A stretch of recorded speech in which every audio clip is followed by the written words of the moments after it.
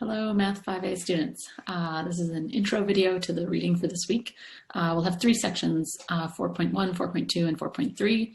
4.3 is on logarithms, which we already read, but we know that logarithms are really abstract and difficult, and so we strongly recommend that you reread that section. Hopefully you'll get a little bit more out of it coming back to it the second time. The new sections for this week are 4.1 on exponential growth and decay and 4.2 on exponential functions. And I really want you to pay close attention to these sections.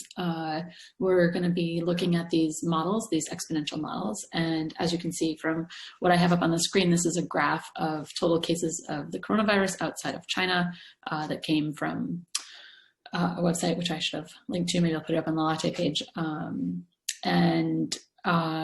It was graphs like these that made everyone who had any sort of math or science background terrified of the coronavirus long before I think the general population was. We understand how when you have something that has exponential growth, which is the spread of the coronavirus was an exponential model, right? We understand how just a few cases at the beginning, it looks like there's nothing. It looks like nothing's happening, nothing's happening, nothing's happening, and then it explodes up, right? We know what those graphs look like. We know how those numbers turn out, and it's terrifying.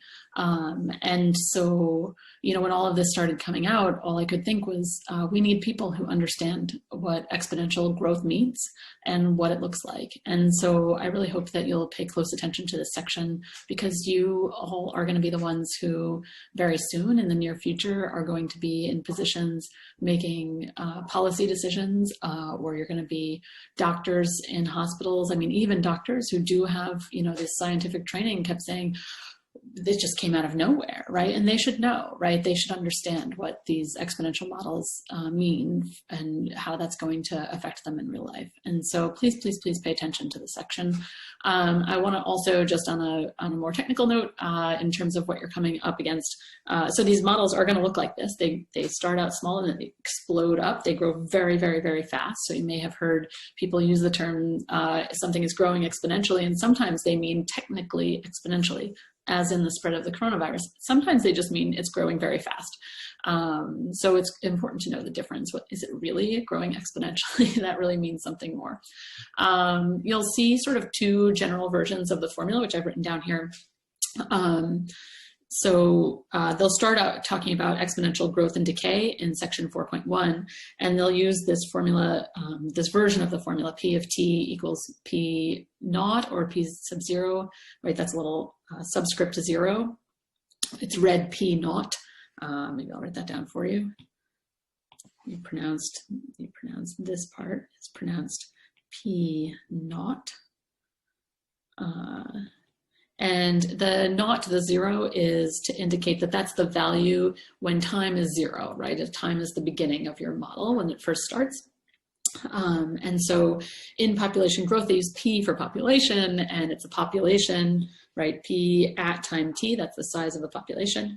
P naught is the initial size of the population when t equals 0, right? Because t is 0, anything to the 0 is 1, and so that's the first population. In section 4.2, when we start talking about exponential functions more generally, and we're looking at it more just from a mathematical perspective, they'll switch over the notation to something that's more common in math, where we have, you know, our familiar functions named f and our familiar independent variable x. And in this case, we're still using b in this book as the base of your function. X is now the variable instead of t, and a is now your initial value. But these two things are the exact same model, the same function. They're just with different letters in there as our variables. And also, I should say that not all of these things are variables. So the p naught or the a, these two things, these are constants, which means those are numbers, right? I know it can look really confusing when there are lots of letters and you're not used to which ones are numbers and which ones are variables. Variable meaning they can change, right? Also the b's in both of these cases, the b, which is the base of the exponent, these are also constant.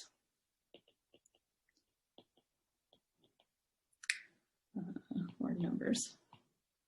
And then the variable here is either t or x. So t or x. So the variable, this is actually the independent variable. And then the dependent variable is over here.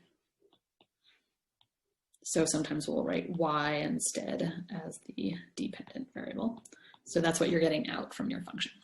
Okay, so so good luck with the reading. I think you should really pay a lot of attention to it and get to know these functions well. And I will also have another video with some worked examples so you can see how we use these functions in practice.